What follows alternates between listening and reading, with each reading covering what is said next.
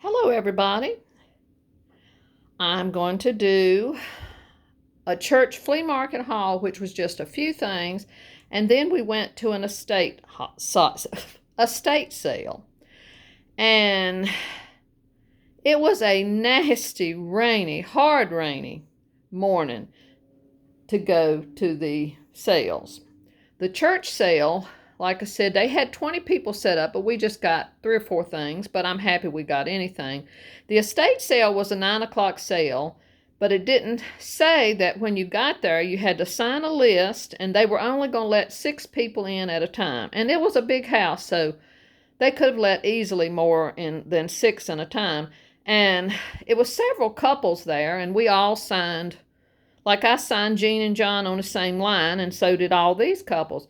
Well, when you got up there, he said, one person per line. He said, just one of you can come in. And one of the couples said, listen, we're joined at the hip and we buy together. So he finally relented and let the couples come in together, but he still was just letting 6 people in. So I had went specifically because they had a lot of kitchen stuff and they had a lot of old tins that I was really wanting to get for me and John, especially this big calumet. Well, this girl that was first in line, and I hate to say it, but it's somebody I've never cared for, because she's another one of those rude ones, and she definitely, resells, which is nothing wrong with reselling, but be kind, be nice to people.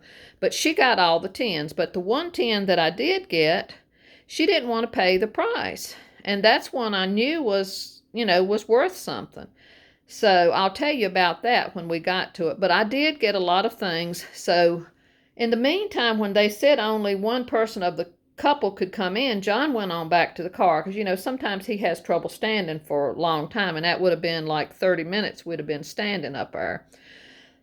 So luckily, when I got ready to leave, 2 friends of ours from the shop where we used to have our booths, they were there, and they were kind enough to help me carry my treasures out.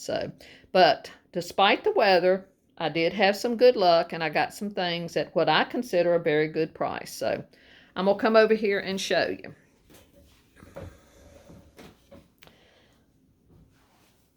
I'm going to sit down here so I can show you these things here first. This is the tin I was able to get John. Penny Post. And believe it or not, it's a tobacco tin that he doesn't have.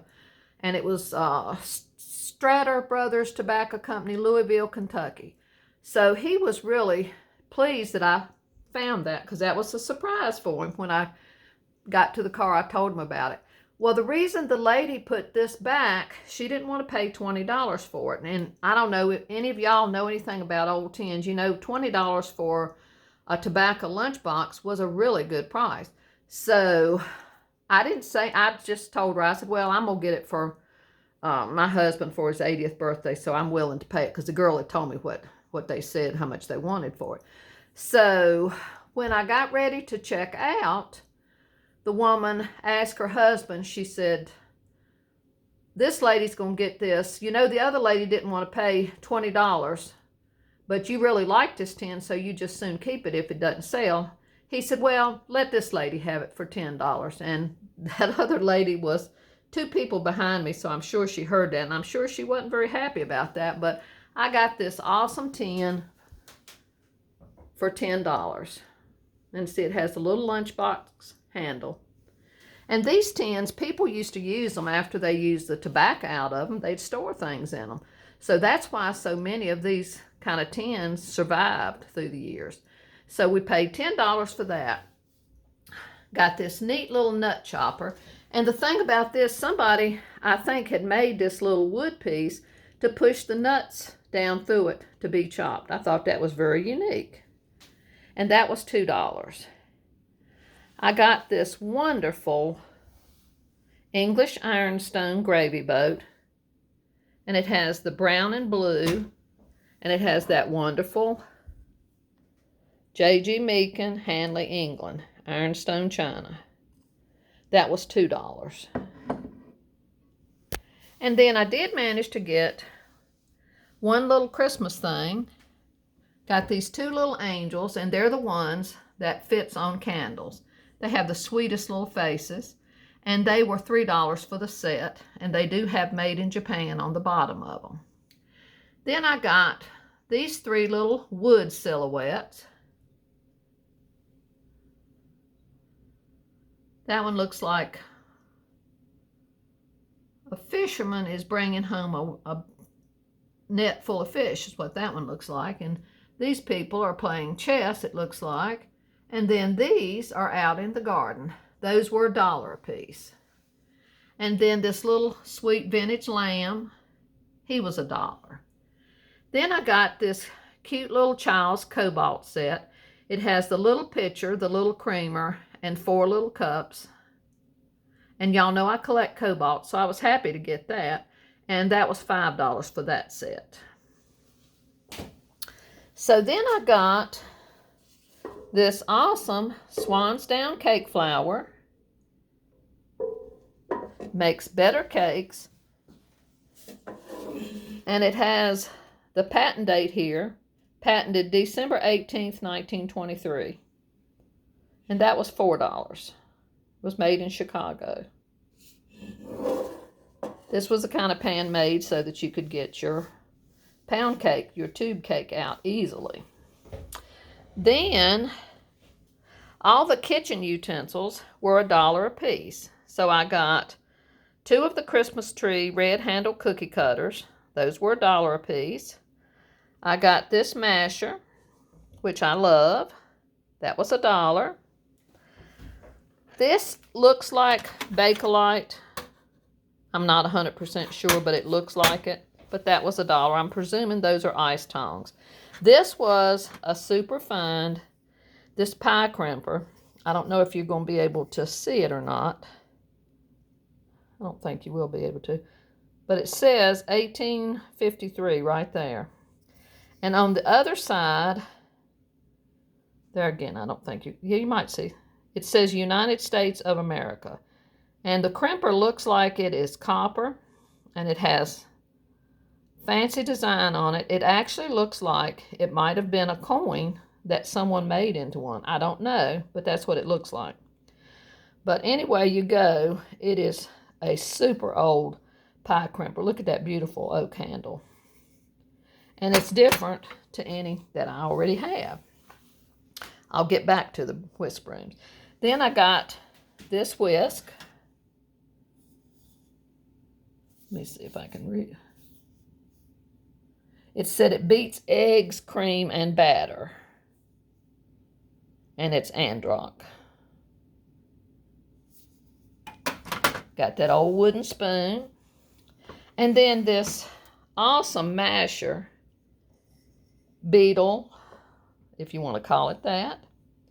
This was $5. And you can tell this was used a lot because that handle is just smooth as it can be. Then I couldn't believe it when I was looking at this shelf and I saw these 2 little whisk brooms. The one on the right is a super small one. And it has a little felt on the top. And then this one has the hook to hang it with. You can see by my hand is bigger than this little one on the right. I got those for $3, which means $1.50 a piece. So I was pretty happy over that. And then I'm not a jewel tea collector, but the woman, I just picked it up out of curiosity to see if it had a price on it. It didn't. And the woman said, well, since it doesn't have a lid, if you'll take it, I'll let you have it for $3. So I took it. I'll do a fall arrangement in it. And it does say Halls, made for the Jewel Tea Company on the bottom. So $3 for that. Then I have a calamari baking powder tin, and I have a picture. Y'all remember that Billy Jacobs that has the calamari baking powder in it. So I thought I'll do some kind of little vignette using this calamari baking powder pan, cake pan. And it was the one that had that little thing that you slid around to loosen your cake up so it would come out good. I'll do a vignette using all my calamari items. That was $4, just like the tube pan was. Then I got this beautiful plate. I'm not going to turn it over. It's the J.G. Meakin 2, made in Hanley, England. But see, it's got the blues and the pinks and the browns. It's just gorgeous. And that was $2. I got 2 more of the Blue Willow, the Japan ones. Those were $2. And then I got the Bunnykin bowl and the Bunnykin plate. That was $5 for the set. Isn't that precious? But this one where he's the artist, I just think that's wonderful. And like I said, that's the Bunnykins. And they are made in England. Royal Dalton. And then y'all know I love old pictures and I love silhouettes. They were on the same shelf as the little whisk broom. I just about cleaned out that one shelf by the time I got all these little pictures. Look at that precious little thing. With the child playing the trumpet, practicing, and the dog right there with him. And then this beautiful one. Look at that gorgeous frame.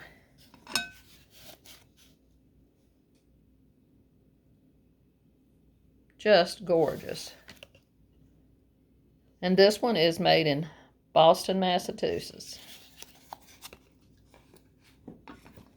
But I think that is just beautiful. To the guest. Then this is called Friendship's Road. J.B. Downey. And then this one, the finest things in life are friendships gained across the way. And that's the soldiers from the opposite side that became friends when they became old. And this was made in Iowa, and that was when it was a 3-number phone. That was made for mobile gas, I guess. Then this one was Jerry Peters Elevator Grain Feed Seed. Phone number was 48F3, Holland, Iowa. But that's got the stagecoach.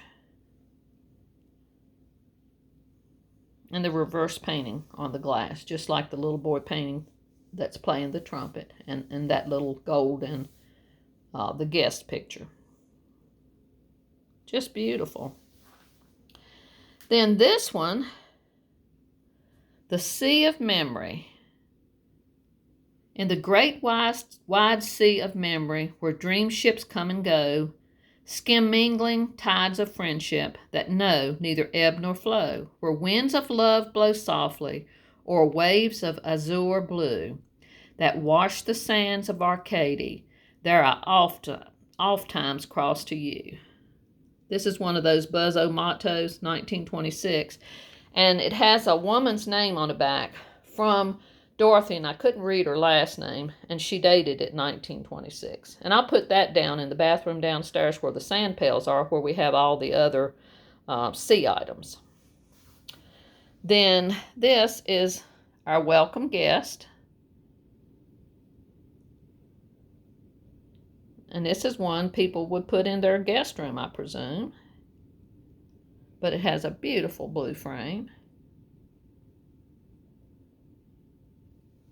And then that's all we, oh no. The main thing, one of the main things we got at the estate sale was this vintage egg crate. It is painted a dark red. John still's got to clean it up.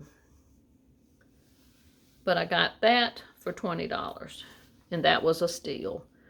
I thought somewhere I'll do a vignette because that's perfect to use with all my rooster and chicken items. So now that is the final thing on the estate sale. At the church sale, I got 2 of these Amish books that I love to read.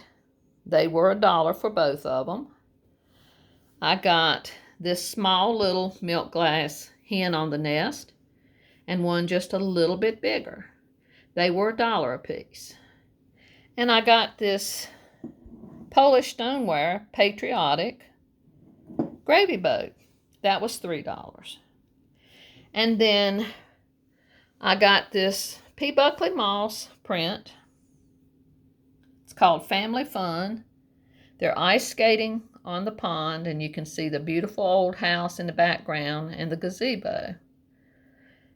Got this for only $10. And for you all that are familiar with P. Buckley Moss, her prints go really, really high. I realize this one is not fancy framed with a, real fancy mat, but for $10, it goes with all the other winter scenes that I have of P. Buckley Moss. And there's her signature over there. And that's, I think it is a 2002. So this is our Saturday church flea market haul and estate haul. I'm really pleased with what we got, and I was so happy I could share it with y'all. The wind has started up now. The rain finally stopped a couple of hours ago, but we're supposed to get super high winds, and it's already started. And I hope, that we don't lose power. For us, it's not as bad since we have the generator, but I hope we don't lose power for all the people that don't have a generator, because you don't realize how much you miss it till it's gone. And I don't want any damage for anybody either. So I hope y'all have a wonderful rest of the weekend. Tomorrow I'll start on the living room Easter tours, and then we'll proceed downstairs. So love and blessings from me and John and baby boy. I'll see you again real soon. Till the next time, bye-bye.